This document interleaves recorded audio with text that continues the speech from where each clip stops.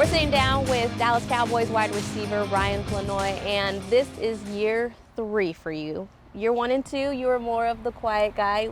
You've been open about that. Now you're stepping more into that leadership role. Tell me where that confidence is coming from. Yeah, honestly, just year 1, it was me finding myself, navigating the NFL, just navigating my purpose on the team and honestly trying to make the team. I feel like that was the same for year 2 early on. And as I got comfortable with, the play calls and just doing the right thing, found my routine, I found out I could be a leader. And, because, I feel like I do the right things. The young guys or, even some guys that's in my area, they lean on me sometimes. And I feel like I could be a voice for some people because I did get cut last year and then made the squad and then was able to produce. So I feel like I could be a voice. To being ultimately not making the initial 53, coming back, GP gets hurt, you come in and you really made a name for yourself, and I think more people started talking. You were consistent with that.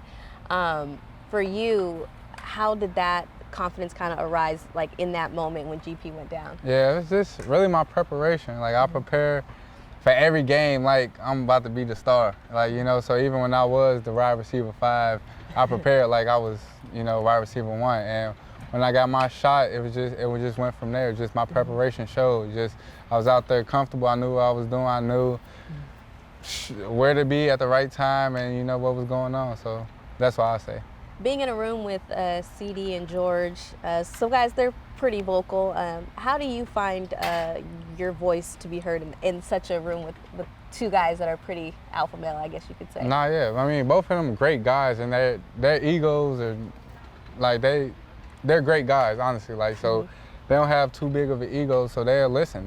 They know they want to be great. They know I want to be great. They know everybody in that room want to be great. So if somebody have something to say, they guys that listen also. So that's kudos to them for them doing what they do in this league and being able to listen and have growth mindset for real. What are the conversations with you and Coach Schottenheimer now? He's been in this offense, but he took over last year as head coach going into year 2. You've been considered the legitimate number 3 wide receiver at this point. What are those conversations with you and him like as that relationship grows? Yeah, it's it's uplifting. Just me knowing, how Shotty operate, and how he knows how I operate. He knows he could put me anywhere on the field. Now I execute, and I know I have his trust, and he knows that I will work hard. So our conversation is keep being consistent, and that's what I'm doing. I think when I spoke to you, I think it was year 1, and some things you guys went through last year, you really always lean into the faith. You always bring up your faith to me.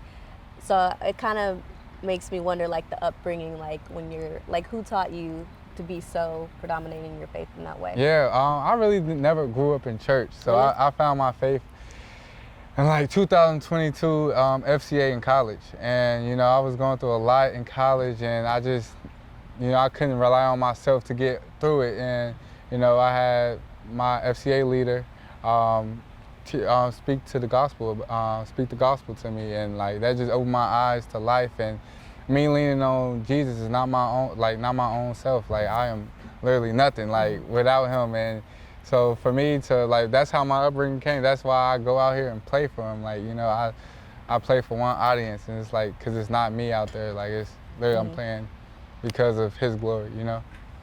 We talked a little bit about your family coming out and support, flying all the way from Chicago. Just tell me about that relationship, because I'm sure they're super proud of where you are, but to have them come out and be pretty deep out here all the way in Oxnard. Just tell me a little bit about that support from your family. I mean, they's the best support I could ever ask for, and they're my biggest fans.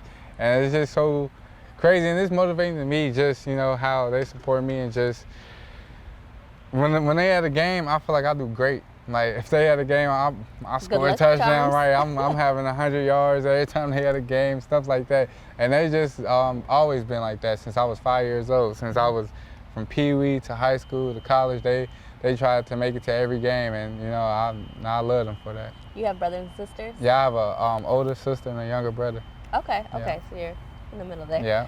Now I have to ask you this because I've seen it, I've heard the conversations, and I just need to know if it's true because I read something that says at one point in time you and I were the same height. Yeah. How in the world were you 5'3" in high school? Explain that to me. Man, it was, I don't know. Like, I always was the smallest on the field growing up.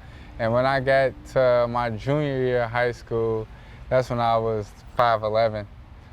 Sophomore year, I was 5'6". And then just every year I grew, I remember people that was taller than me, I'm sitting on top of their heads now. So, I was definitely blessed by God because he knew that I wanted to be in the NFL now. But definitely was blessed for a growth spurt that I had. Maybe I'll have one too. Yeah, hopefully. We'll see what happens there. So tell me a little bit about I know, being 5'3" in high school. Was there other positions that you had to play? Yeah, so I was a slot and I was a DB, well, early on in high school. Okay. So, yeah, I was small, but I always had the biggest heart. Like, my coach knew I was going to get the job done every time, even though I was, short challenge, Okay. Yeah. Short kings matter Yeah. too. Yes. This year, everything looks different on the other side of the ball. Offense, for the most part, foundational pieces are returning. And I know, obviously, you're not working alongside Christian Parker, but what have you seen him been able to do to this team, just the competitiveness that we keep hearing about and seeing now, practice between the offense and the defense? Yeah, for sure. Just intelligence with Christian Parker. Just, even the moves we made in free agency and stuff like that, the pieces we got now, they all monsters. Even who we drafted, monsters. And, he putting it together. And, every single practice is a dogfight. As y'all can see, it's not easy for offense to win, and that's how it should be, iron sharpens iron every single time. So every time we get on this field, it's about to be a dogfight, for sure.